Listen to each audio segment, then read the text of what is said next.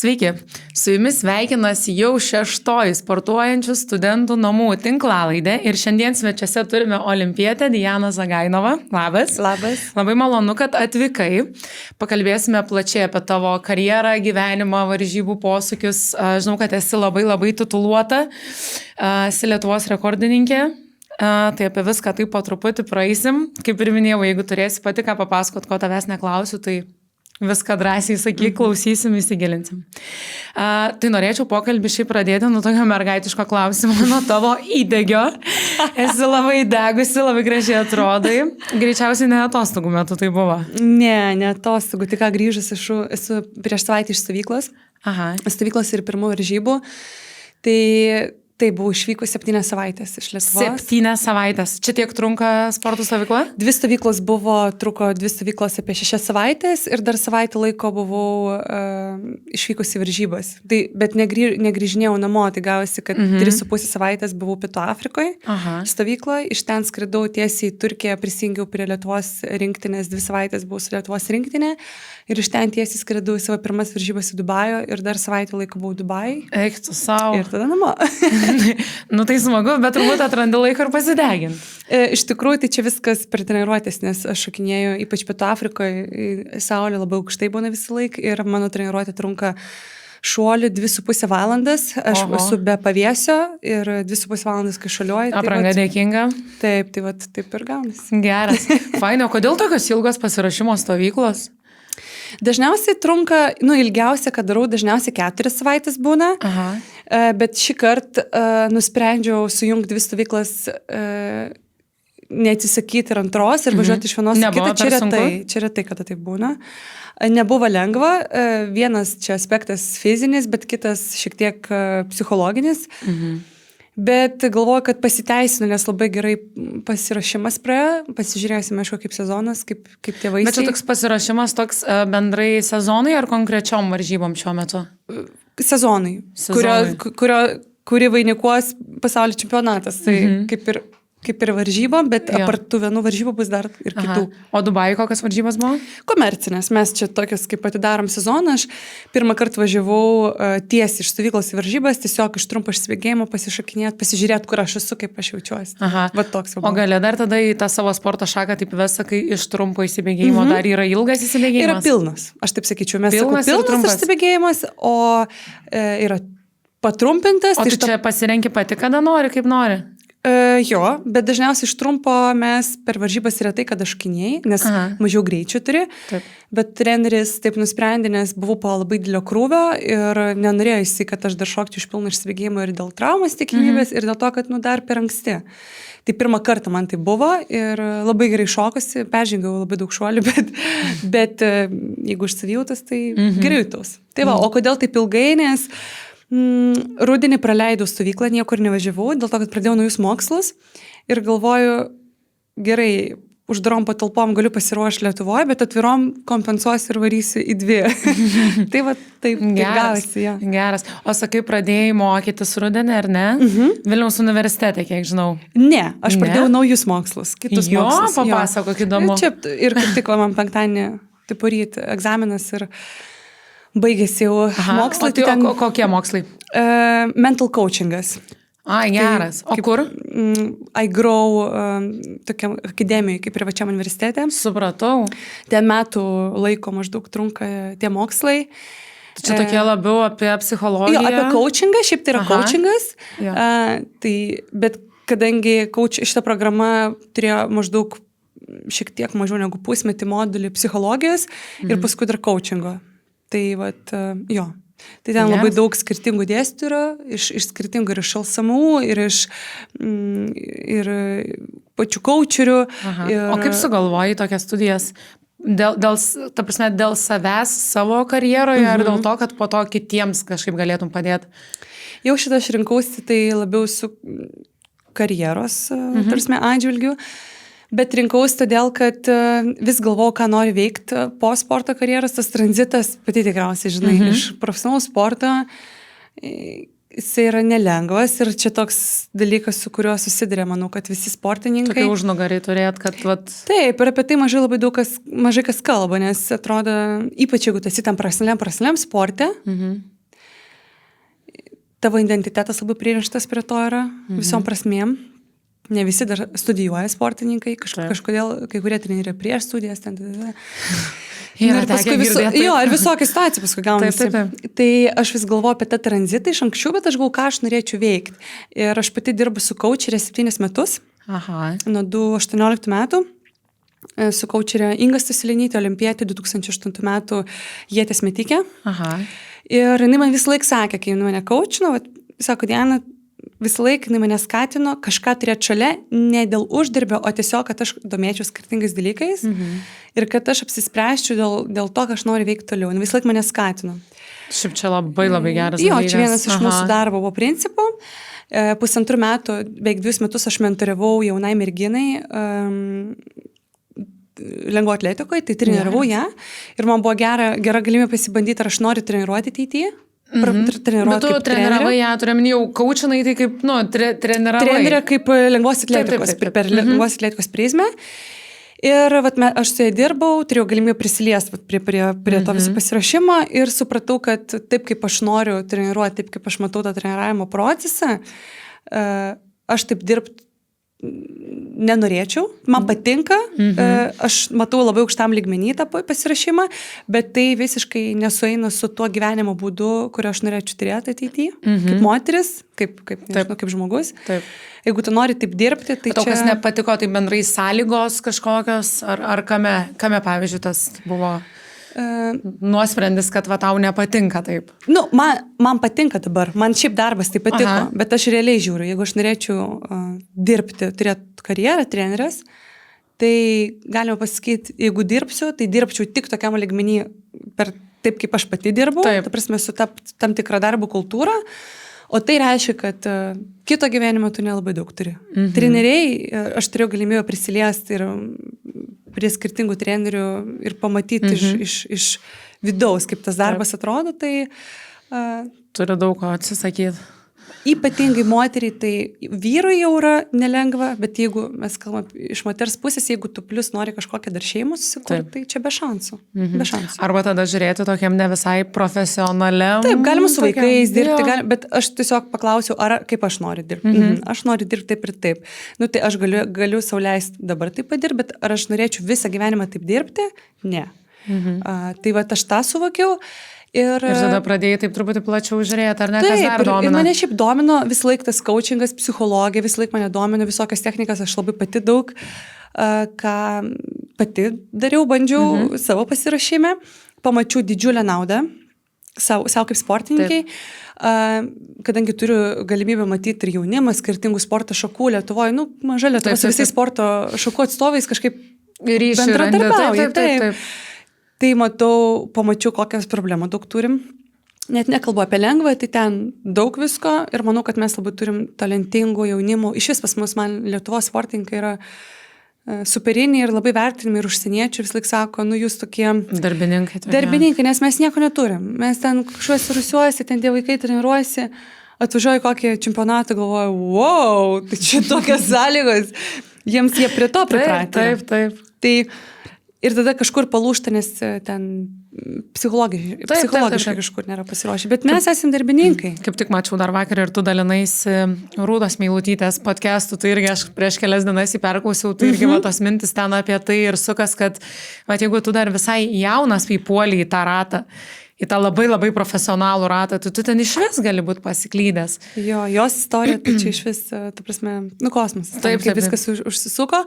Tai kažkaip aš tą mačiau, kad atrodo sportininkas kaip ir pasiruošęs ir negali savęs realizuoti dėl tam tikrų dalykų, kur man atrodė, nėra sunku pakeisti, nes aš kaip ir žinau, bet tam reikia žinių. O pačiai nebuvo sunku pakeisti kažkokį dalykų? Buvo, bet aš turėjau žmogų, kuris man padėjo. Kai aš pradėjau dirbti su coacherė, aš pradėjau dirbti tokiam, kai man buvo 19 metų, man jinai tiesiog, ne tik, kad jinai man kažką pasaulį tą pakeitė, bet jinai mane supažindino su savimi. Jinai man padėjo susistatyti mano vidinę ašį, mano vertybės, per tai aš priimu sprendimus, per tą aš... Geras. Ta prasme, ant tiek viskas susistatė, labai tas toks aiškus paveikslas. Taip. Ir mano asmenybė tu pati to norėjai, pati ieškojai tos kaučerės, ar tiesiog kažkaip atsitiktinai, ar tau, pavyzdžiui, tavo treneriai lengvosios tau rekomendavo tokį žmogų turėti? Su ją labai įdomi situacija buvo, nes jinai iki dabar man primena, jau 7 metai praėjo darbo ir aš vis laikę esu labai, ir ją asmeniškai dėkoju, ir viešai dėkoju, ir sakau, Inga, tu man, esi dovana, likimo. Ir kaip tik prieš kokias 3 savaitės turėjausi pokalbį ir jinai man taip, aš jai dar kartą šitą pakartoju ir man taip atsakė, Diana, tu prisimeni, kaip aš atvažiavau. Jinai atvažiavo iš užsienio, jinai gyveno užsienį, Monake, jinai dirbo ten su verslininkai, su skirtingai žmonėm, kaip high performance culture, sakykim. Tai daktarai, verslininkai, kažkiek ten, nežinau, būna ir karininkai, skirtingos tos specialybės. Ir tu buvai tokia iš kitos prizmės truputį. Ir jinai atvažiavo į Lietuvą ir jinai nusprendė, kad nori kažkaip savo duoklę atiduoti. Ir jinai pasakė, kad jinai su Lietuvos sportininkais nemokamai dirbs. Geras. Kas nori, jinai padės jiems. Bet aišku, jinai sakė, nedirbsiu su visais iš eilės, bet mes pasišnekam, jeigu man suvaibina, jums suvaibina, sako, aš dirbsiu. Kaip fainai. Bet sako, numeris 1, jūs turit norėti, nes coachingo visa esmė yra, kad ypač sporte, coacheris tau padės, bet tavo iniciatyva turi būti iš sportininko 100%. Taip. Tai vat, jinai sako, vis laik sakė, aš daviau galimybę labai daug sportininkų tą padaryti. Bet ne visi priėmė. Taip. Ir buvo daugiau sportininkų ir tuo metu pakankamai tokių žinomų, kurie kaip ir kreipėsi. Ir vat aš tą išgirdau, tokį kaip pletką kažkur stadione. Ir vat man kažkas, tada aš atsimenu, stadione, aš kaip jauna buvau, man 20 metų buvo. Ir matau, jinai apšilinėja stadione. Ir aš taip priėjau prie jos ir sakau, labą dieną, sakau, mano toks vardas, sakau, aš girdėjau, kad taip yra. Nu, sako, gerai, sako, susitinkam kavos, pasišnekam. Maždaug pasitikrinsiu, kiek tu iš tikrųjų čia nori. Ir va tuo metu buvo dar keli sportininkai, kurie irgi tą padarė, bet paskui jie tiesiog atkrito, nes su ją reikėjo dirbti. Su ją reikėjo daryti namų darbus. Ir už tave tenai kažką daryti. Taip, metus laiko, aš prisimenu labai gerai ir jos principas yra, aš tau padėsiu tiek, kiek tau reikės.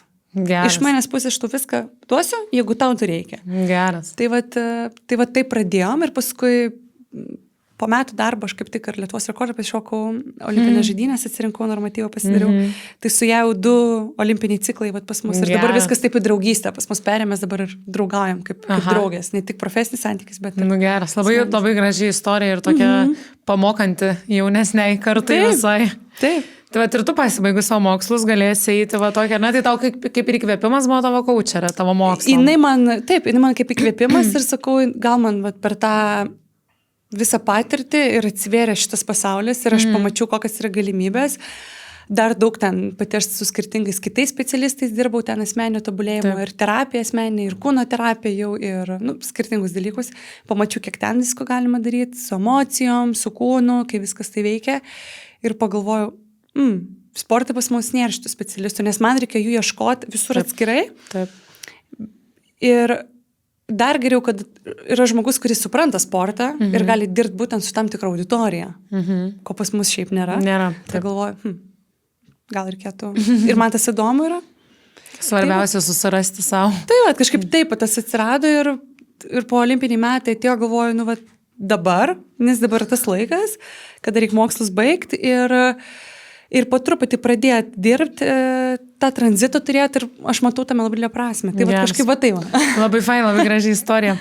Dar norėčiau sugrįžti, kad pernai, lygiai prieš metus, tokiu pat metu tu rašysi olimpinėms žaidynėms. Ar galėtum papasakot, kas per žvėris yra tos olimpinės žaidynės ir koks jausmas tau būtų išrinktąją olimpietę? Nes čia yra kaip ir kiekvieno sportininko svajonė. Gal dauguma turbūt kažkurio metu supranta, kad tai yra tik tai teorinė galbūt, o tu netgi 2 kartėsi tą olimpietę. Tai koks jausmas būti jie? Labai šiaip skiriasi pirmas nuo antro karto, labai skiriasi. Jo, geras. Taip, pirmas kartas atrodo, kad čia nežinau. Tarsi, tu turi tą svajonę, kaip ir tikriausiai visi sportininkai. Ir tau atrodo čia kažkas tai toks, wow, tavo tą gyvenimą ir labai viskas per ego eina, nes tau atrodo, kad čia, tu tapsi olimpietė, tai... Ant rankų nešios visi.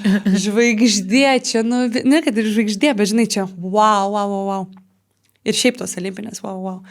Tai praeina, tarsi ten 2 etapai, tas atsitinka, tu ten olimpinės atvažiuoji, nu tai pamatai tą lygį, viską. Sakyčiau, nėra ne vienų varžybų prilygstančių olimpiniam žaidynėm. Ir neturi su kuo jų prilyginti. Neįmanoma pasiruošti kažkaip specifiškai tam, nes kol tu to nepatyrei, neįmanoma sumituoti. Neįmanoma. Taip. Mano pirmos olimpinės žaidynės iš vis buvo labai kitokia patirtis, nes buvo per COVID ir buvo tuščias stadionas, tai man tai iš vis buvo toks, aš labai gerai prisimenu, buvo pora olimpiečių, jau tokių, kaip aš sakau, su patirtim ten. Ir Laura Sadauskaitė, prisimenu, man sakė tokį, Diana sako, tau būtina atsirinkti dar kitas olimpinės, sako, kad tu suprastum, kaip iš tikrųjų tos olimpinės atrodo. Ir sako, nu čia toks, tai iš tikrųjų tokia patirtis ir buvo.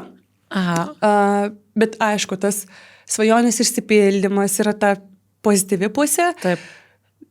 Olimpietė tu tampi visam gyvenimui, viskas. Taip. Tu pasieki tam tikrą lygį. Mano atveju aš buvau dar pirma istorija trišalinkė, kurią atsirinko. Nu, tai man dar fainiau buvo, nes trišalinkė viena moteris nebuvo prieš tai atsirinkus. Nu, tai man čia toks buvo tikrai svajonės įgyvendinimas. Ir tada kita pusė, nesvarbu netgi, kaip tu ten sudalyvauji. Taip. Wow. O kita pusė, tai va, atrodo, taip užkelia žmonės ir tu nuvažiuoji, pasižiūri ir tau atrodo, kažkoks gyvenimas stipriai pasikeis po to. Tu atvažiuoji tas pats kūnas, tu pati rankos, kojas, nežinau, tas pats. Taip, tam tikra patirtis ateina, bet tada toks ateina ir tos tuštumos toks jausmas po olimpinių būna, nes tau atrodo, kad čia bus kažkas wow, ir tu tą pasieki ir toliau? Viskas dingsta. Viena diena. Varžybos praėjo.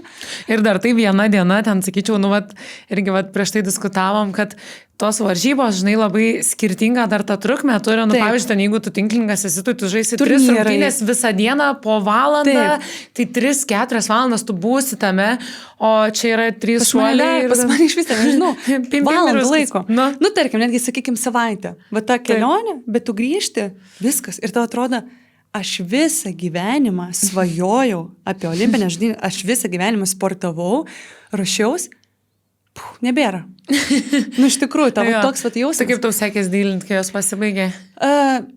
Po to olimpinių tai šiaip sunku, nes per tos olimpinės aš pasišokau savo blogiausią rezultatą, vos ne per ten karjerą, visą sezoną, ten, ta prasme, mažiau negu metras, daugiau negu metras su mano asmenė, tai man šis šokas buvo, aš ten man atrodo trauma. Bet čia buvo dėl jaudulio, dėl kažkokio tokio sureikšminimo, ar kodėl? Ne, tuo metu pas mane buvo ten labai daug susidėjo, pas mane treneris susirgo, ten per savaitę laiko aš netekau trenerio, mano atveju techninį rungtį mes dirbom kartu, jam turėjo padaryti tokią kaip lengvą trumpą operaciją, o iš to gavosi komplikacijos ir viskas. Nėra trenerio tuo momentu. Jis jau nebegalėjo grįžti prie darbo, tai man čia toks buvo smūgis, viskas apsikeičia likus ten metam iki olimpinių žaidynių. Tai ten daug labai susidėjo tokių aspektų, o tas antras olimpinio žaidynės, bet pirmas irgi, aišku, čia nereali patirtis, o tas antras olimpinės žaidynės jau visai kitokias buvo. Aš jau sąmoningai tas žiūrėjau, kaip ir žinojai, ko gali laukti, ko tikėtis. Ir aš labai gerai prisimenu, kad tas antras olimpinės žaidynės, aišku, ten buvo pilnas stadionas, buvo Paryžiuje 800 000 per vakarinę mano sesiją, kai aš dalyvavau. Ir aš tą momentą gal visam gyvenimui prisiminsiu, kai mūsų kolrumą, mes einam į kolrumą, mūsų išvedinėjo kolrumą per tą stadioną per apačią ir tu išeini ir tu matai tą areną. Nu, į stadioną juda. 800 000 žmonių stadione, pilnas ir visi ten. Ir tada aš įeinu į tą stadioną ir aš dar tada savo priešiau pasakiau, kad aš to momentą labai pasimėgusiu. Ir aš taip, va čia ir dabar. Pasižiūrėt, įsisąmonint, kaip tas atrodo. Geras. Matai tikriausiai, kokias spalvos buvo nerealios, violetinis. Taip, labai gražu buvo. 800 000 žmonių, tokia energetika buvo. Geras. Tai va ten jau kitoks tas patirtis. Ir tu jau toks, aš prisimenu, kad tokį man buvo, aš tam kaimelį, tokia energetika kaip kaimelį, kai atvažiuoja viso pasaulio sportininkai, visų sporto šakų į vieną vietą. Tam aš taip neblogąją prasme sakau, bet įsivaizduoju. Visi turi savo tą attitude, savo kažkokį, nežinau. Tai visi kiečiausi pasaulio vienoje vietoje. Taip, žinai, atvažiuoja, visi užsimeta tas savo kažkokias kaukes, neblogąją prasme. Ir va tu tarp jų vaikštų galvoju, kur aš čia atvažiavau. Tai pirmas būna taip, o antras aš jau jutaus iš savo vietoje, aš jau galėjau atsipalaiduoti, aš jau žinau, kur aš esu, aš jau ten jutaus tam kaimelį. Bet čia turbūt ir neįmanoma būtų per pirmasis tas olimpinės, kad tau vat pavyktų ir pasimėgauti ir atspalduoti, aš nežinau, koks turėtų iš dalies antžmogis būt, kad tai pavyktų paleisti. Gal viską. ir yra, bet aš manau, tas palei procentaliai, tas yra labai mažai, nes visiems yra, žinai, tu susikaustimas, sakau, tu dar tas, kokiam tu amžiui atvažiuoji tas olimpinės ir taip toliau, bet per antras aš prisimenu, aš ten jau tokia, vaikštu per tą kaimelį, jaučiuosi ramiai, jaučiuosi saugiai, jaučiuosi savo vietoje, tarp tų pačių sportininkų kaip ir aš, o pirmas olimpinės tu toks, dar balansuoji, dar biškai toks nesupranti. Ar čia man vieta, ar čia ne man vieta. Bet šiaip labai fainas tas tavo, kad va, tau pavyko pasimėgauti. Aš taip, niekada gyvenime nebuvau tokio lygio sporte, bet vis, kad ir kokiuose varžybose bebūnant, kad ir kuriam pasaulio krašte besivaržant, vienintelio dalyko viena kitai su partnerė palinkėdavom, tai pasimėgaujam. Kad taip, nesvarbu, kas bebūtų, kaip ten pasibaigtų, tau tiesiog, kad tu pasimėgautum tuo, ką tu darai, nes aš manau, kad tik tada gali sektis, pavykti. Tai vat labai faina išgirst, kad, žinai, tą daro dauguma sportininkų. Bet ir lengva pasimėgauti. Jeigu tau nesiseka, tau nepavyksta, plus tu dar esi individualioji sporto šakoji, tai tu su savim dylini, kai esi komandinė, išsivaizduoji, dar yra sudėtingiau, nes tu tiek už save atsakingas ir už kitą tuo pačiu tu turi patapti atsakingu. Ir jeigu vienam neina ir tu, žinai, turi padėti pasimėgauti, tai toks sunkus šiaip darbas, bet labai labai faina girdėti, kad pavyko per antrasias. Jo, po pirmų, sakau, man tos pirmas, aš taip juokaudama, taip, sakau, man tokia kaip traumatinė patirtis olimpinės buvo, aš čia galvojau, žinai, gyvenimo tikslas ir paskui toks, pusiau tokia vos ne baigt karjerą nori po tokio olimpinio, ten jau galvoju, o Dieve, nežinau, ar aš čia noriu. Per trečias bus dar lengviau. Jo, o antras aš jau taip... Man ir nelengvas kelias buvo link jų, bet aš išsikovojau tą kelialapį, visiškai išsidraskiau per paskutinės varžybas, čia tiesioginė prasme tai buvo per Lietuvos čempionatą. Geras. Palangoj ir jos dar taip, tas skanesnis toks jau, kad aš išsikovojau tą kelialapį. Tai va, taip. Dar norėčiau sugrįžti, galima sakyti, turbūt į tavo karjeros pradžią, kad 2017 metais tu dalyvavai Taipėjaus universiadoje, labai ką tik tapusi Lietuvos čempionė. Tai va dabar tokių labai daug įspūdžių išgirdom apie tavo olimpinės, o koks buvo įspūdis toj universiadoj? Kokios, pavyzdžiui, dabar tai jau tu turi su kuo lyginti, bet tuo metu tu dar neturėjai. Kaip tau atrodė ten sąlygos, ar pačios varžybos, kaip ten buvo? Šiandien su treneriu savo Marium Vadeikiu kaip tik kalbėjom apie universiadą, nes keli sportininkai buvo ruošėsi Vokietijos universiadai, kur vyks už kelių mėnesių. Ir aš irgi 2 kartus universiadą dalyvau kaip ir olimpinėse. 2017 ir 2023. Taip. Ir man irgi yra tokia koreliacija ir su olimpinėm, nes man paliko labai skirtingos buvo. Labai. Batam ir, ta prasme, medalis ir kur aš ten... Tu turiu omeny pasiekimų prizmiai, ar ne? Ir savijautas. Aš 2017, sakykim, mano pirmas tokio lygio startas tarp suaugusių, nes universiadas skaitosi jau tarp suaugusių. Iki to aš dalyvau Europai, pasaulyje, bet jaunimo ten U20, U18, gal. O čia buvo toks rimtas varžybos vis tiek. Ir aš dalyvavau Taivane. Taipėjui. Taip. Ir tose šalyse, Kinija, Taipėjus, toj pusėje, dažniausiai universiada, jeigu daroma, tai jau, jeigu lygint varžybas, čia vienintelės varžybos, kurias galima prilyginti palei organizaciją olimpiniam žaidynėm. Esu girdėjus. Nei Europą, nei pasaulis, lengvo atletikoje, palei dydį ir stadioną, taip, bet palei organizaciją, kaip kaimelis atrodo, kaip valgykla atrodo, o tas turi didelį įtaką. Nes ta, kad sportininkai olimpinė kaimelį papuola, jie šokiruoti būna, nes būtent ta rutina, jinai, išmuša biškit, tie mastai. Tai va Taivane, Taipėjui tai buvo. Geras. Ir plus tokia patirtis, ten kelionė, aklimatizacija. Aš tik prisimenu, kad man buvo fiasko. Aš atvažiavau, be abejo, nieks man tam amžiui, ten nieks nepapasakoja, nei treneriai, kaip reikia pasiruošti normaliai, su aklimatizacija, su jetlagu, su viskom. Man diena su naktim persimaišė, aš tik prisimenu, aš dienom miegu, naktim taip guliu ir galvoju, normaliai, dabar čia užvedinu, reikia šokinėti. Man ten jau taip smegenis įsuko, aš šokinėjau per varžybas, ten metras nuo lentelės spiriuos kažkur, nieko nesuprantu, kas vyko. Eik tu savo. Man tokie, aš ir prisimenu, atsiminėjau apie universiadą, galvoju, kas čia buvo, šokė. Ir kada, bet aišku, ta didybė, olimpinis kaimelis, ne olimpinis, tas universiados kaimelis, ten visi rinktinė, tuo metu aš ten važiavau, Airinė Palšytė, Livetė Jasiūnaitė. Su tom sportininkėm, kitos sporto šakos, atrodė ten, wow, ten tie sportininkai už mane vyresni. Ir kita, kai buvo universiada, 23, sakė, Kinijai bus. Čengdu. Kinijai, sako, bus, aš tik taip. Prisiminiai. Galvoju, bet jau man metų tada, tada buvo 17, buvo 20, čia man jau vis tiek, aš jau su patirtim, jau šiek tiek ir praėjo, pertrauka kaip ir buvo, nes 21-ųjų vadinosi tos varžybos, bet jos vyko 23-aisiais dėl COVID. Taip. O 19-ais aš negalėjau dalyvauti, nes aš buvau U23 čempionate. Taip. Ir aš tada ganėtinai pertrauka tokia. Bet man pasakė tada sezono pradžioje, bet kad yra universiada, startas ir vis tiek rimtas, ten galima daug taškų labai susirinkti. Ta prasme, ir, aišku, ir šokti reikia, bet man jisai buvo svarbus tas startas. Ir aš tada galvoju, dar sako, Kinijai. Galvoju, vėl Kinijai. Šiaip nebūna pas mus ten varžybų. Būna, bet retai galvoju, o man tas patiris 2017 prisimenu universiadą. Bet jau su kitais treneriais dirbau, šiek tiek su kita komanda. Tai jau truputį padėjo. Aš taip sakau, ką darysim. Ir dar sako, nori galimybę, nes mes tada į Taipėjų važiavom iš anksčiau. Man atrodo, savaitę iki kažkas tokio. Kaip ir turi galimybę aklimatizuoti dar. O man ten, sakau, viskas persimainė, aš ten kažkokiam kosmose skraidžiu. Ir dabar sako, reikės dar važiuoti tiesiai į varžybas. Ir aš galvoju, klausiu trenerio, treneris mano rimtas ten, jis labai daug sportininkų tokiam lygmenį ruošia. Sakau, kaip čia viskas atrodys.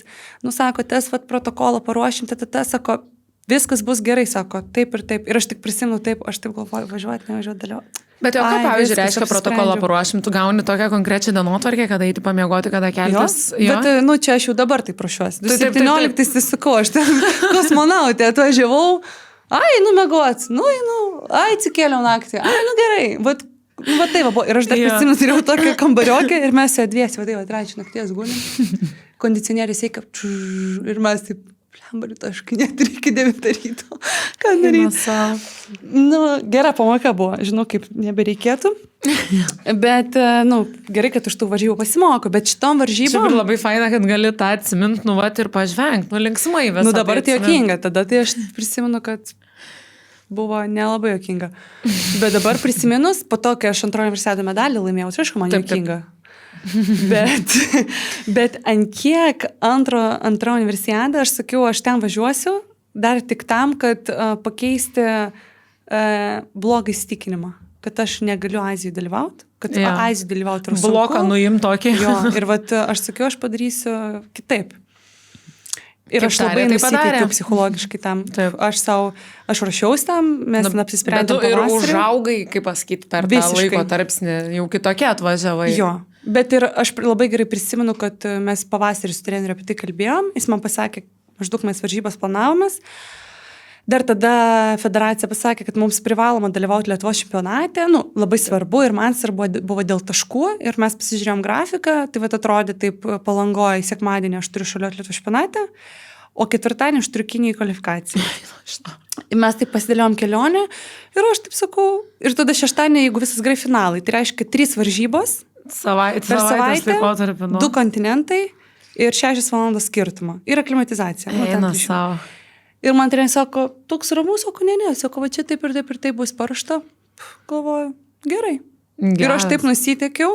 Ir kai visas šitas varžybas, kai praėjo tas darbas, tas varžybas ir visa kita, aš sakiau, kad iki praeitų metų Lietuvos čempionatą, 24, iki to čempionato, tai buvo mano vienos varžybų svarbiausių, kurios man davė tam tikrą, aš labai jom didžiavaus, nes aš žinau, kas reiškia skristi Kiniją, 2 varžybas atšakinėti čia, dalyvauti kvalifikacijai, 9 valandą ryto. Tai aš sakiau, kad aš kaip sportininkė, ten maks save parodžiau, savo meistriškumą. Jo, ar čia buvo universiada. Tai man toks labai gera prisiminimas. Asociacija gera. Ir pas mus, kalbant apie medalį, Tu ten iškovai sidabro, ar ne? Pas mus pačioj pirmoji tinklalaidai svečiavosi Kotryna Teterevkova. Mes kartu tada buvom, taip. Taip, tai vat, čia toksai gal netgi vat, įdomus dalykas, nes jinai pasakojo, kad jinai, vat, žodžiu, netruputį perskaitysiu, nes užsirašiau, kad jinai pasakojo, kad dalyvavo pasaulio plaukimo čempionate Japonijoje ir po 2 savaičių startavo toje pačioje Čengdu universiadoje. Ten ji taip pat paspaudė ir pasidarė 2 olimpinius normatyvus. Taip. Ir tu, kiek žinau, tenai 3 metus negalėjai įvykti 14 metrų žymos. Ir būtent Čengdu tau tai pavyko padaryti. Bandymų, taip. Tai tenai ne tik, kad bloką nuo Azijos nuėmė, bet tokį net pliusą tam kraštui gavosi, ar ne? Taip, tai aš dėl to ir sakau, tam, kad laimėt medalį universiadai, sakykime, top 5, top 3 lygis priliks Europos čempionatui lengvo atletikoje. Lengvo atletika šiaip yra labai konkurencingas sporto šaka, pas mus yra virš 200 šalių ir olimpinės, tarkim, važiuoja top 32 sportininkai. Čia yra kosmosas, pas mus yra labai didelė konkurencija. Ir aš žinau, kad universiadai, kad laimėt medalį, reikia šokti virš 14 metrų. 14 šalia 14. Tai faktas, čia nebus taip paprastai viskas. Tai dėl to man dar labiau įsiminė, ta prasme, aš Lietuvos čempionate jau pasišokau 13,96. Geras. Nuskridau kvalifikaciją 13,72, jeigu gerai prisimenu. Ir aš jau jutaus, kad jeigu viskas gerai, galima jo. Ir tada aš finale pirmą bandymą 14,02 pasišokau. Geras. Tai toks, buvo ten keli. O tavo asmeninis rekordas koks, gali priminti? 14,43. Geras. Jo. Eina savo. Aš bandau, žinai, mano matmenys skaičiuos pagal tinklinio aikštelę. Beveik 16 metrų ilgio, jinai yra, tarkim, paplūdimį. Taik tu savo beveik per visą aikštelę 3 žingsniukai. Beveik. Beveik ten, žinai, tai keli metrai. Geras. Tai šaunuolė, labai faina, kad tokį gali susijęti su studentų. Taip, man sakau, vienas fainiausių prisiminimų ir kaip galima buvo savo tos visus supratimą, tas skilsus panaudot varžybose. O esi tu, pavyzdžiui, dalyvavo studentų čempionate? Taip. Kiek kartų? Studentuose aš dalyvavau pakankamai dažnai iki 20 metų kažkur dažniau dalyvavau, beveik kiekvienais metais. Viską laimėdavai? Ar yra kada nelaimėjus buvai studentų čempionato? Kiek prisimenu laimėdavau? Gerai. Ir toli šokinėjau, irgi toli buvau laimėjus. Kitą rungtį buvau paėmus. Ai, tu ne vien trišalį? Šiaip aš vien trišalį, bet kada man paprašė, nenorėjom trišalį, o norėjau už studentų čempionatą dalyvauti vis tiek. Aha. Už universitetą. Ir nenorėjom trišalį šokti, nes per didelis krūvis buvo. Nusprendėm toli pasišokti, nes šiek tiek lengviau vienas atsispyrimas, ne 3. Tai tada irgi laimėjau. Geras. Kaip fainiai net ne savo... Ir sel žaidynėse irgi, nežinau, ar čia skaitosi. Taip, nuskaitos. Jo. Tiesiog dabar dar norėčiau paanonsuoti Lietuvos studentų lengvos atletikos čempionatą, kuris vyks birželio 7-8 dienomis Birštono sporto centro stadione. Tai gal užsuksi? Aš šokinėjau Birštone, šiaip man labai patinka. Birštone tikrai. Tai tam naujam centre buvai? Stadione tam, jo, šokinėjau, esu šokinėjus, ten smagu. Nes ten visai atsinaujinęs visas tas sporto centras, kiek žinau. Taip, bet ir stadionas geras. Aš jau buvau ir atsinaujinęs. Kuo skiriasi geras nuo blogo stadiono? Ten danga, vėjas. Aha. Nežinau. Būna, kad užuovėje turi, ta prasme, kažkokią, ar pagal ką? Taip, vėjas, kaip jisai pastatytas, jo, būna užuovėje, keičiasi labai vėjas, kaip sektorius išsidėstymas į ten. Kreivos linijos dar gali būti? Gali, visko gali. Pas mus viskas gali būti. Ir tuo pačiu dar vieną anonsą dabar jau iš savo pusės. Tai vyks netgi tom pačiom dienom, vyks lengvosios atletikos studentų čempionatas Birštone, o Kaune Vytauto didžiojo sporto centre, prezidento Valdo Adamkaus sporto centre, vyks studentų paplūdimio tinklinio čempionatas, į kurį aš asmeniškai labai kviečiu atvykti, palaikyti ir čempionato laimėtojai.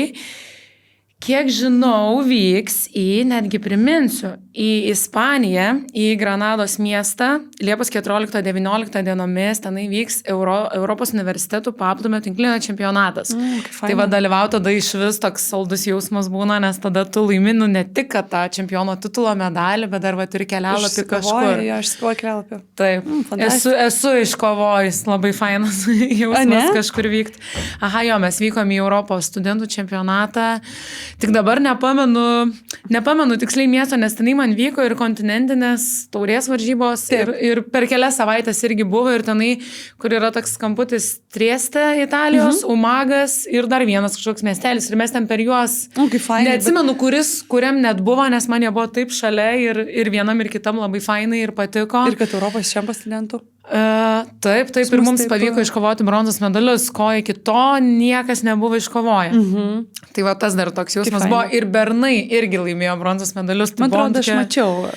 Tai buvo toks tiesiog saldus pasiekimas, šiaip buvo sąlygos labai geros, mes valgydavom labai daug skaniai ir to laiko atrodo ištęsta, tau nereikia ten 2 kartų į dieną kažkur varyti, taip iš lėto. Buvo tokių komandų, prieš kurias gali laimėti 2-1-5, pavyzdžiui. Nežinau, kodėl jos atrodo ten atvažiuoja, bet taip kažkaip visai smagiai atsimenam. Tai vat kviečiam atvykti ir į lengvosios atletikos studentų čempionatą, ir į paplūdimio tinklinio studentų čempionatą. Labai fainai būna studentų renginiai. Tai dar norėčiau tavęs paklausinėti apie pro atleto darbo kultūrą. Tai vat, kadangi tu labai daug paminėjai apie tą tokį mental health, kad rūpinėsi tuo, kad domiesi tuo, kaip vat yra ta darbo kultūra, ką reiškia pasiekti va tokio rezultato, kurį tu turi, kiek esi gyvenime visko atsisakius, kad turėtum tai, ką turi? Nes tai susiję turbūt su tavo darbo kultūra, spėčiau. Taip, taip sakyčiau, kad daug. Dabar tai galvoju, ko atsisakius, bet reikia suprast, prisimint, kas to, ko atsisakiau, skaitosi normalu paprastiems žmonėms. Tai aišku, tai tam tikras, sakyčiau, režimas, tai čia vienas dalykas. Kad tu nevarai režimas. Ten tiesiog į klubus kas kiekvieną savaitgalį, nes turbūt laikais miegų režimo. Jo, yra taip. Tai aišku, yra tas dalykas. Tai atsistatymas, sakyčiau, bendras. Tai atsistatymai įeina, tai miegas, maistas. Ir vat per tas prizmes galima ir eiti, ir kokybišką ten treniruotę. Ir viskas susijęs, kaip aš sakau, tas maistas kokybiškas ir miegas kokybiškas. Čia ne dėl to, kad, kaip sako, tu čia nevalgai, nežinau, cukraus, dėl to, kad tu čia esi sportininkė. Bet esmė, kad tai ne dėl to, kad aš negaliu suvalgyti, dėl to, kad aš čia kūdinuos ar dar kažką. Čia ne apie tai, čia apie tai, kad tas turi įtakos. Taip, tiesiog neįtaka atsistatymui, uždegiminiai procesai, kūnai ir taip toliau. Ir su miegu tas pats. Nieks mane draudžia išeiti kažkur, jeigu aš noriu, aš galiu išeiti.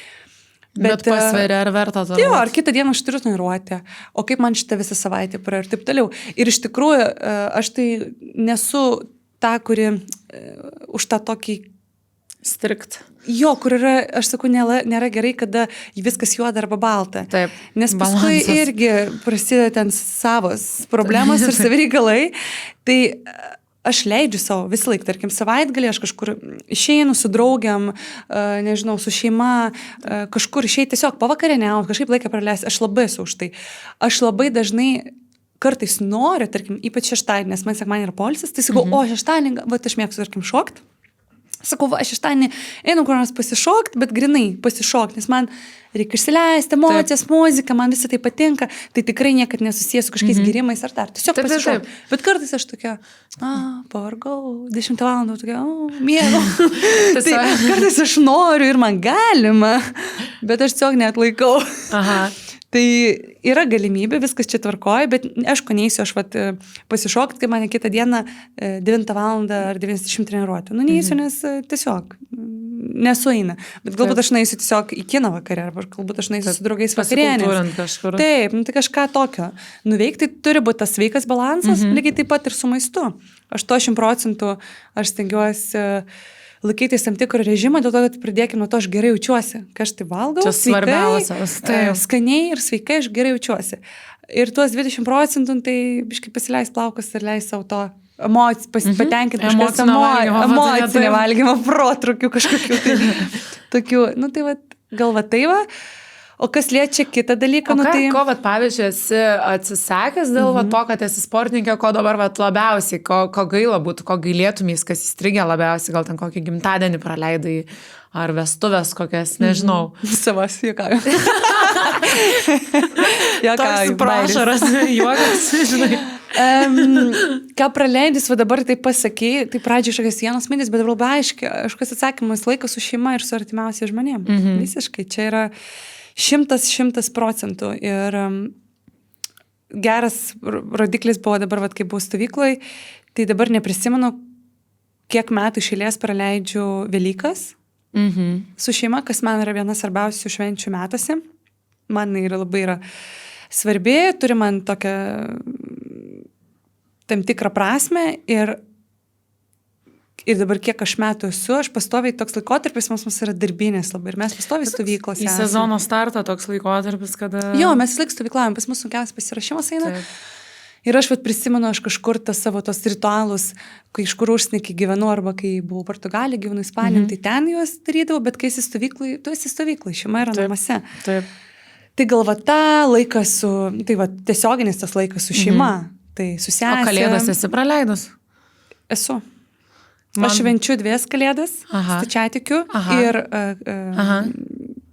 ne krikščionių, o katalikų. Visą laiką aš turiu 2 kalėdas ir jeigu dar katalikų, aš tikriausiai, niekad nepraleidžiu ir turiu galimybę, aš visą laiką švenčiu, nes mano šeima švenčia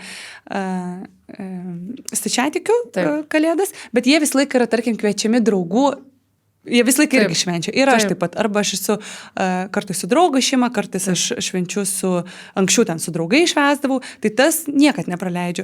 Bet yra mano antros dar kalėdus, kurios man irgi labai svarbios yra su savo šeima. Aš švenčiu tai sausio 6-7. Tai tas tai beveik, dažnai esu išvykus. Tai irgi taip keista. Nes vaikystė vis laik prisimeni, kad taip, tokia kaip ir tradicija šį laiką su šeima.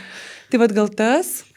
Gimtadieniai, tarkim, labai išpuola dažnai, kad mano mamos gimtadienis, aš visą laiką esu išvykus, kaip tik prieš pordienų išvykstu, prieš jos gimtadienį stovyklą. Man čia irgi varžybas, tai žinai, gali dovanų parvežti tada. Taip, bet taip, irgi toks jausmas, visą laiką aš užsakau gėlės, visą laiką aš išsiunčiu gėlės, o norisi kitaip. Norisi apsikabinti, pabūti kartu. Ten, tokiu momentu yra savo gimtadienį esi varžybams paukojus, nežinau, kaip čia įvardinti. Taip, ir šis mano gimtadienis jau. Čia jau birželio 20.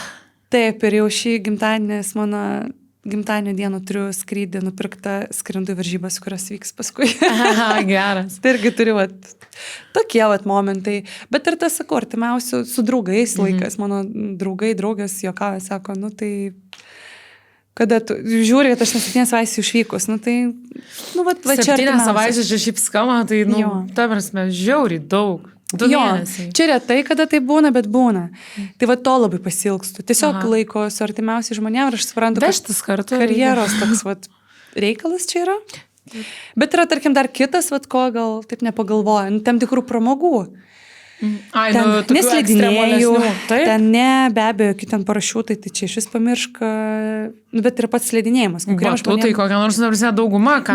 Taip, tas darbo kultūra, ypač high performance, kaip aš sakau, aukštą meistriškumą, tai reiškia numeris 1 taisyklė 5 žingsnių priekį viską apgalvoti. Taip, neitum jau su kavyte ar karštų vynų pačiužinėčia toje aikštėje, žinai, kai būna žiemą per kalėdas padaryta.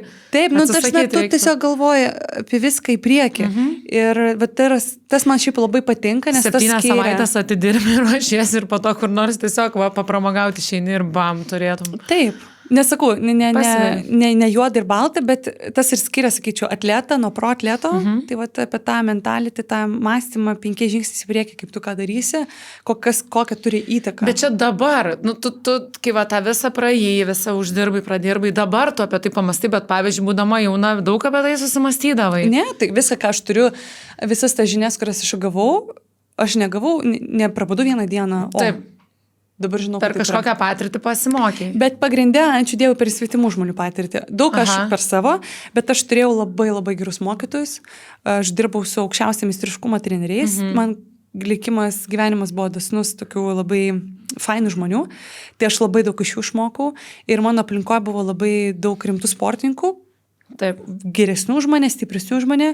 Aš vis laik buvau grupiai tokioj, nebuvau pati stipriausia. Aš vis laik Vijais kažką. Jo, ir tas davė man didžiausią augimą ir aš mačiau, kaip tas atrodo ir aš greit mokusi. Čia mano viena geriausių pusių, aš labai greit mokusi, aš nemėgstu daryti tą pačią klaidą 2 kartus. Tai jeigu aš padarau klaidą, aš stengiuosi pasimokyti iš karto. Tai va tas man davė tą mentalitetą, patirtis darbų su užsieniečiais. Labai daug. Toks truputį kitokia kultūra turbūt. Tai visiškai. Nu, skiriasi, bet sakau, gerai, kad gali pamatyti ir kažkaip perduot čia. O kalbant apie tavo trenerius, tu jų turėjai daug? Esi skaičiavus kada? Nu taip, aš nesu ta, kur mano, kad čia reikia labai daug kaitelioti trenerių ir taip toliau, bet aš dirbau su vienu treneriu nuo 9 iki 19 metų, 10 metų. Ir tai buvo mano pats toks pirmas lengvų atletikos treneris, tada mes išsiskyrėm, kai man buvo 19, ir tada aš turėjau tą tokį, kaip vadinu, duetus, nes nuo tada aš pradėjau dirbti su užsieniečiais ir aš visą laiką turėjau vieną trenerių užsienį, vieną Lietuvoj. O kaip dirbti su 2 treneriais? Jie tarpusavį turi nemažai dirbti? Jie bendrauja, bet darbas kodėl taip įvyko, dėl to, kad aš išvažiavau gyventi užsienį ir dirbti užsienį, tai su treneriu, į Ispaniją išvažiavau gyventi 19 metų, išsikrausčiau Valenciją. Ir dirbau su treneriu ispanų. Ir tada aš supratau, kad aš nenoriu ten būti pastoviai, gyventi visą gyvenimą, ten visą karjerą. Ir mes susitarėm, kad po metų aš grįšiu į Lietuvą ir važinėsiu kaip į stovyklas. Ir automatu man reikėjo Lietuvoje priežiūros. Ir mes susitarėm, kad man treneris, aš toliau tiesiau trenerio planus, ispanų darbo planą, darbo metodiką, o Lietuvoje buvo treneris, kuris mane prižiūrėjo ir ypatingai iš techninės pusės mane koregavo, nes aš sakau, yra tokia taisyklė, galima tą patį darbą daryti labai skirtingai. Dėl to labai svarbu, kas tave prižiūri, kokį tu darbą darai. Net ir tą patį dalyką kiekvienas treneris gali labai skirtingai išaiškinti. Būtent. Gali tau sakyti kaip ir tą patį dalyką, bet tau nedais, o kitas sugebės tai pasakyti. Ir jis gali tą patį daro per skirtingą judesį, per skirtingą. Ir labai svarbu, kas tas žmogus, kas tai prižiūri. Tai va aš tą dirbu su tokiu duetu, su treneriu Rafaeliu ir Kestučiu ir mums labai labai gerai sekėsi. Ir tada treneris Kestutis, kuris Lietuvoje buvo, jis stipriai susirgo, o jis turėjo didelį labai įtaką man techniniai daliai, nes buvo už tą techniką labai atsakingas. Aišku, jie turi turėti tą pačią viziją. Tu labai teisingai pasakai, kaip turi darbas. Taip, nes man iškart skamba sudėtingai. Taip, bet tas labai populiaru šį pasaulį, čia yra toks... toks ypač lengvoj. Pas mus tas yra kaip ir normalu, nes turi būti požiūris vienodas, aišku, į techniką, į atlikimo būdą, į specifiką ir taip toliau. Tai tas ir buvo. Tai va tada treneris mano susirgo ir aš turėjau pokyčių. O dabar, nuo šių metų toks mano tandemas, tikiuosi, kad labai toks stabilizavosi, tai aš dirbu su užsieniečių treneriu, tą, kaip sakau, bendrą fizinį ir visą tam tokį kaip planavimą, jisai paruošė ir Lorinas Mivly, o turiu kitą trenerį, kuris čia iš Kauno yra, Marius Vadeikis, ir jisai prižiūri mano visą techninę dalį, ir jie tarpusavy tai daugiau vis tiek bendradarbiauja. O tu pati būni Kaune ar Vilniuj? Aš gyvenu Vilniuj, bet atvažiuoju, kadangi pradėjau su Marium dirbti, tai dėl jo atvažiuoju dėl darbo su juo porą kartų per savaitę į Kauną. O kai būni Vilniuje, sportuoji viena tiesiog? Taip. Šiemet tokia pas mane situacija yra. Tas darbas, aš jį galiu padaryti viena. Tai techninį darbą aš važiuoju čia daryti ir dabar šitie metai darbas vyksta taip ir aš labai sportuoji naujame manėže. Taip. Kaune. Šiandien dariau treniruotę šalia būtent. Taip. Tai dabar su 2 treneriais šitais dirbu ir manau, kad viskas super. Gerai, tai tikėsimės gerų rezultatų. Dar vieną temą noriu paliesti, kuri tokia, nežinau, man tai ne tai, kad artima, bet kažkaip turbūt jaučiu tokį, nežinau, moterišką ir suportą ir palaikymą, tai apie social media. Tai tu esi tokia viena aktyvesnių sportininkių visoje socialinėje erdvėje, turi nemažai sekėjų ir noriu paklausti, kaip pavyksta tuo dylinti, ar pavyksta tą paversti privalumu, ar pavyzdžiui būna kažko, kad patiri ir kažkokių sunkumų dėl to, kad esi populiari socialinėje erdvėje. Šiaip labai savęs populiarios aš neskaitau taip socialinė erdvėj. Nežinau, aišku. Reikia suprasti Lietuvos mastą. Esi viena žinomesnių, kad, prasme, šiom dienom tikrai, nežinau, kam nors pasakytum tavo pavardę, dauguma tikrai tave būtų girdėję. Taip, taip tas požiūris, tos soc tinklus ir bendrai mano mano ekspresija ten, jinai keitėsi su metais, su mano ta karjera, nes aš labai gerai prisimenu, kad 2019 toks įvyko bumas man. Aš vedžiau tos sociotinklus kaip paprastas žmogus, ne? Ir tada 2019 aš ten, nebuvau aš ten kažkiek labai žinoma, ne, bet tada mane mažiau pažinojo negu dabar. Taip. Bet tuo metu man toks kontrastas įvyko. Aš tokia savo, manęs nieks nežino, ne? Ten tos sociotinklus, ten vedi, kažkas veiki. Bam, pasišoko Lietuvos rekordą, laimėjau Europos čempionatą. Pasišoko olimpinio normatyvą, žinai, Lietuvoje per žinias parodė, ten tave suka tą vasarą, man ten vis... Ir tada aš iš kur einu ir prie manęs prieina ir kažką man, tarsi gyvai, aš ten prisimenu labai gerai, buvau bare, bet labai gerai prisimenu, U23 čempionatą laimėjau ir su merginom labai gerai tą prisimenu, susitikom Vilniaus centre, mes buvom tokiam, kaip restorane, bare. Aha. Ir mes šventėm, kaip šventėm, susitikom visos pasidžiaugtom, kad aš laimėjau medalį, mano pirmą tarptautinį. Ir va tai va mane žiūri, kai kurie ten žmonės, ir aš matau, kad jie žiūri mane ir kad mane, kad pat pažįsta. Tapatino su sportininku. Žino mane, ir aš taip jaučiu, net iki dabar, jeigu mane žiūri, aš kaip jaučiu, ar mane atpažįsta. Taip. Ir paskui prie manęs priėjo, kažką man ten apie tą, pasakė, kad ruošios pasaulio čempionatui, kažką ten iš manęs tikisi, kažką ten palinkėjo. Ir aš taip tokia stoprisinė su suknelė, tokia, klausau kaip kareivė tokia, taip. Diana, jūs garbė Lietuvos mūsų, aš ten merginos ten prie baro, prie stalo sėdė, aš taip, Ir aš prisimenu, tada galvoju, kažkas čia dabar pasikeitė. Ir dabar, aš tiesiog pasijutau tada kontrastą, kad labiau sustebima, kažkur atpažįstama. Ir man tas tokį kažkokį biškį diskomfortą davė, galvoju, biškį keistą. Nes turi turbūt daugiau apgalvoti visko, kur tu esi, ką tu veiki. Dar tuo metu jauna buvau, man toks atrodė, tas identitetas nesusiformavo, kas aš esu, kokia ta mano šis kaip sportininkės, o kokia kaip moters, o kokia kaip žmogaus, aš dar tokia ieškojime buvau, o čia kažkokia papildomo dėmesio ir man atrodė, tai dabar kažkokios ir kritikos automatų ir taip toliau. Tai aš taip vienai pradėjau vesti, aš biškai uždariau, tarkim, savo asmenį gyvenimą labai ir iki dabar iš tikrųjų turiu, nežinau, čia tikriausiai visiems bus labai įdomu. Įdomu. Tai aš tiesiog turėjau tokią politiką nuo tų metų, 19-20, kad aš taip yra dalis, ką nori savo pasilaikyti. Nes tas labai sveika, manau. Tos tendencijos ir paskui keitėsi. Ir gal paskutinius kažkokius porą metų aš kažkaip daugiau pradėjau ir laiko investuoti, ir sociotinklams, bet svarbiausia man, kad tas būtų man fun. Ta prasme, aš noriu kurti kažkokį turinį, dalintis kažkuo. Tai darbu. Taip, aš neskaitau tai savo kažkokio uždarbio platformą, taip, aš generuoju kažkokius finansus iš ten, bet kad tai aš tai žiūriu kaip į darbą, arba kad man tai yra būtina, privaloma, ne. Jeigu aš iš to turėsiu kažką, jeigu ne. Man svarbiausia, man toks yra kaip mano, kaip dalinimas tokia platforma, aš ten save išreiškiu, žmonės gali matyti, kaip man sekasi ten, man patinka fotografuoti, filmuoti, dalintis kažkam nuotraukom, akimirkom, plus tai yra mano, kaip tokia darbo platforma. Tai aš ten esu Diana Trišalinkė, Diana moteris, aš tokias per 2 pusės einu ir ten komunikuoju ir save ten parodau, kažkaip bandau parodyti savo požiūrį, savo vertybės, savo kažkokį gyvenimo būdą ir kažkas tokio pas mane. Esi išnaudojęs kokią nors teigiamą linkmę, norint kažką, nežinau, sutvarkyti, gauti ar kažkaip. Taip. Teigiamą savo, nežinau, kaip kitiem teigiamą ar ne. Juokauju, teigiamą bendruomeniai, sportą galbūt. Be abejo, aš suprantu, kad kaip ir tu paminėjai, iš Lietuvos tas bendruomenės vis tiek tave ten stebi, ne? Taip. Ir, nežinau, ir žurnalistai, ir sporto bendruomenė. Šiaip žurnalistai iš vis jiems šitoj social medijos eroj, jiems yra iš vis tuo pačiu ir lengva, nes jie gali labai greit pagauti. Taip. Ką iš ko, kur, kas dabar yra, čia pasuka arba pamato ir parašo iš karto. Taip. Ir per tiek metų, dabar galvoju, 19-18 metų, tai tie visi kontaktai su žurnalistais pas mane yra pakankamai geri, atviri, man gali paskambinti, mes kažkaip galim pasišnekėti.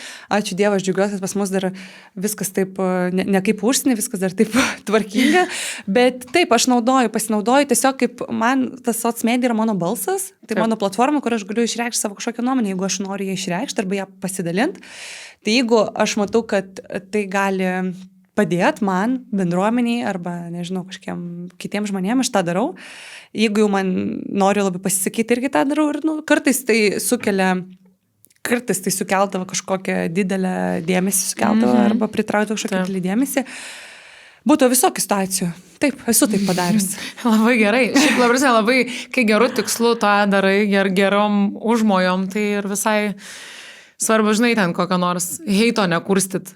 Tas, manau, svarbiausia, kai žmonės turi labai didelę auditoriją ir po to, žinai, neteigiamą linkmę naudoja, va tada turbūt gal liūdniau gali baigtis. Taip, faktas. Bet aišku, tu gerai sakai, tai yra socmedia, tai yra atsakomybė didelė. Ir aš tą puikiai suprantu. Nes įsivaizduoju, kad tave ten seka ir turbūt ir jaunos sportininkės, žinai, ir lengvaatletės kitos, kurios dar yra tik tam augime, apie kurį tu kalbėjai, žinai. Aš visą laiką jausdavau tokią atsakomybę, dirbdama su vaikais, žinai, kad aš esu tokiu pavyzdžiu ir man dėl jų aš taip noriu stengtis, kalbėti, manieras gaudyti, kad tiesiog tu matai, kaip geria tave. Nes tu formuoji. Ta atsakomybė tokia užauga didžiulė, žinai.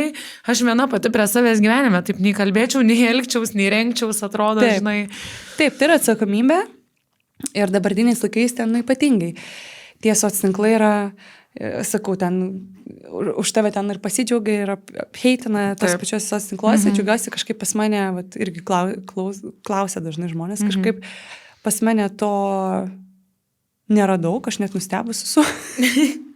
Arba man tiesiog netiesiogiai transliuoja. Kas skleidi tą pritraukia dar ir tas dėsnis, manau, yra gyvenime. Jo, bet aš esu tokia, nežinau, aš labai paprastai tai galbūt žiūri, tą heitą man čia toks nelabai man įdomu.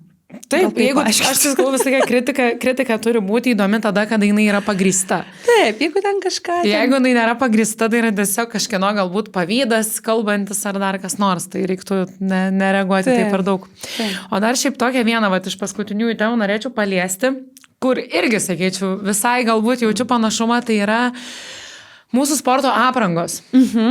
Lengvaatletės, kaip ir paplūdimio tinklininkės, tiesiog žaidžia ten su triusikėliais, liemenėlė ir panašiai. Pas mus dar bodžiai tokie yra. Kaip tas vienos dalies, pansiūtas. Tu pas mus dabar irgi jau tinklinėje prasidėjo mados ir žaidžia ir su šortukais, arba žaidžia su tokiais kaip teniso sijonėliais. Amerika po truputį tokias įvedinėja, Europoje dar mažai matyt, bet tarkim ten irgi žiūrint olimpinės, tai tu matai tiesiog tas dvi dalis. Tai tikrai net neklausimas, o iškart į priekį, kaip yra tekę dylinti su tuo, kai tu jauti, kad žiūri ne tavo sportą arba komentuoja ne tavo sportą, ne tavo fizinę formą, ne tavo kažką, o tiesiog vizualą, išvaizdą ir nebūtinai galbūt kritikuoja, bet nežinau, pavyzdžiui, man tai būdavo, kad net, kai ir geriame, tu esi varžybose, o tau komentuoja tavo išvaizdą, net jeigu ir teigiamai, man tai nebūdavo malonu. Nes galvojant, aš dabar čia esu savo darbę su savo uniforma, o tu mane žiūri kaip čia į kažkokią, nežinau, tiesiog, nežinau, kaip išsireikšt gražiau. Tai kaip tu su tuo dylini? Nes garantuoju, kad yra visko buvę. Taip, aš sakyčiau, kad dabar galvoju, turėjau kažkokių tokių labai atvejų rimtų, arba tokių gal nefainų, tai gal turėjau vieną, prisimenu, čia buvo prieš daug metų, 2018 metais gal. Tai dar baisiau, kai jaunų merginų tas komentavimas vyksta. Taip, bet ten buvo tokia situacija, aš prisimenu, buvo varžybos ir kaip ir tu sakai, mes dalyvavom savo aprangą ir irgi, kad nuo pat ten ne vaikystės, bet sakykime, nuo paauglystės tu pradedi dalyvauti maždaug. Pas mus nėra, kaip sakyti, neprivaloma, tu gali dalyvauti ir su šortais. Tai privaloma. Lietuvos rinktinės apranga, kuria mums yra išdalinama, ten yra ir tokie kaip trisikėliai, trikampis tas vadinamas, ir yra ir šortai. Mums duoda ir tą galime pasirinkti. Aš bendradarbiauju su Puma, kai man atsičia apranga varžybinė, jinai turi ir šortus, ir triko, ir trisikėlius. Irgi gali rinktis. Tai čia tikrai patogumo klausimas. Ir man yra taip patogiausia šaliuoti. Tai tas supratimas apie aprangą, jis pakankamai taip anksti ateina ir aš jaučiuosi komfortiškai. Yra sportininkai, kurie pasirinka tik šortus. Kas liečia tą visą komentavimą arba kažkokius atvejus, tai vieną kartą buvo Lietuvoje, kai mus fotografavo per varžybas. Aišku, ypač mes, kai šokam ten, nebėgam.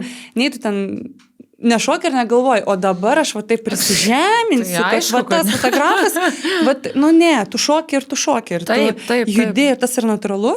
Ir man atrodo, aš tikrai nesu prieš, kas net mūsų fotografuotų, nei ką, viskas čia tvarkoja, viskas gražu. Bet man atrodo, čia paties fotografo darbas yra, pasižiūrėti nuotraukas, čia gal nelabai tinkama, čia tinkama, čia tas ir anas. Ir aš taip prisimenu, kad įkėlė nuotraukas, ar viešai kažkur įkėlė fotografas nuotraukas, mano nuotrauką, kur aš turiu net jie dabar, galvoju, dar aš tiek daug varžybų dalyvau, dar taip, kad manęs nufotografuoti, čia reikėjo pasistengti, žinai, ir jis įkėlė viešai, kažkur savo profilį. Kas visai, žinai, kaip ir negražu iš jo pusės, bet pateisinama, nes tai sulaukia greičiausiai kažkokio dėmesio. Daug nesulaukia, nes už 2 minučių jis jau gavo žinutę mano. Tai jis kaip prikėlė, aš pamačiau iš karto, ar man kažkas atsiuntė labai greitai ir aš tokiam parašiau tą, ką galvoju apie tai, ar ten klikų tu nori surinkti ar dar, bet, kad man tas nepatinka. Tai jis ištrynė iš karto labai taip, ir manau, kad jam irgi gera pamoka buvo. Aš nesakau, kad žmogus piktybiškai, nepiktybiškai, aš tikrai spręsti negaliu. Kai kurie žmonės, žinai, nepagalvoja, įkėlė ir kėlė. Bet aš daviau suprast ir žmogus kažkokią ribą nubrėžiai. Taip, ir jisai mane paskui fotografavo ne vieną kartą varžybose ir daugiau tokių dalykų nebuvo. Bet kas liečia tas komentavimus, tas filmavimus, aš sutinku, kad tai vyksta. Jeigu tu YouTube įvesi vardą tam pavardę, ne? Pas mus lengvo atletikoje ypatingai tas populiaru. Tinklinį irgi, tikrai, aš pamiršau, aš tinklinį irgi mačiau, galvoju, ką mes ten įvesi vardą pavardę, ten užmes video, kur priešalė aš šoku, tai ten tik tai rodo. Tarsi ten visas video iškarpytas tik ant tų momentų.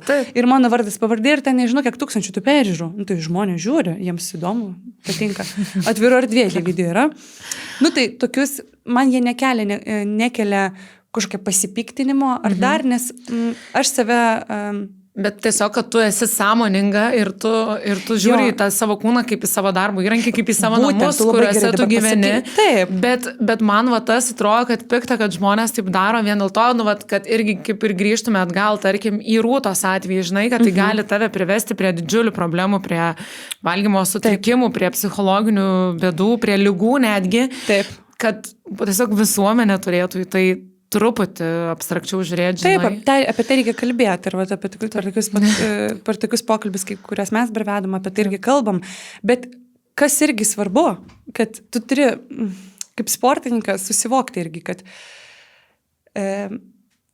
jeigu tu esi viešas žmogus, tu dalyvauji viešuose varžybose, tave gali filmuoti iš visų kampų. Jeigu tu galvosi tik apie tai, tai tu vėlgi... Ir tu turi tą priimti, kad jeigu tu save identifikuoji su daug daugiau negu tik savo kūnu ir apranga, o aš save taip identifikuoju kaip sportininkė, tai jeigu aš jaučiuosi rami, kad kažkas komentuoja mano vieną iš pusių, fizinę, ten arba kažkokį, jiems tai yra jų interesų pusė. Jų supratimo burbulė. Būtent, aš manau, kad aš daug daugiau dar turiu negu tai, bet jeigu aš save laikau daug daugiau, manęs tas nekabina labai stipriai. Kitas dalykas, jeigu mes kalbame apie profesionalumą, kai komentuoja varžybas, komentuoja varžybas komentatoriai, kurių darbas yra ir sako, dabar šoka graži sport, ir pradeda kažkokius savo komentarus fizinius. Čia tiesiog ir neprofesionalu. Tai ačiū už komplimentą, tarkim, bet ar tai yra profesionalu televizijai taip kalbėti? Ne, dėl to, kad pirma tai yra palyginimai, yra daug kitų sportininkų, kas tau yra gražu kitam, gal iš vis negražu, žiūri, negalvoja, ką šitą čia. Grožio samprata yra kojos ten kreivos ar ten dar. Tai tas grožio samprata labai skiriasi. Tai aš manau, kad nereikėtų profesionaliam pasauliu tą maišyti ir tarptautinėje arenai neišgirsite ten labai dažnai iš komentatorių tokių, nes manau, kad galima ir darbą tai prarasti. Turbūt labiau tokia mažesniam lygyje. Taip, bet ar kreip ten dėmesį, jeigu visą kreipsi, viską dėmesį, tai aš visą sakau, išdalinti save. Suraskit ir pozityvių dalykų. Reklama, propaguoja trišalį. Už tai tokiu būdu, kiek daug trišalio video prikarvo paskui. Nuostabu. Paskui visi, sakai, followeriai atsiranda. Taip. Galima viską iš požiūrio kampą pakeisti. Jo. Tai gerai, labai tau dėkoju už pokalbį. Labai buvo malonu kalbėtis, nes esi labai sąmoninga. Matosi, kad labai daug dirbi su savim, tai šiaip palinkėčiau visai ir jaunai kartai semtis patirties, paimti pavyzdžio, sekti ir labai tau ačiū. Ačiū labai, Teniu, už labai įdomus pokalbis ir įdomus klausimus. Ačiū.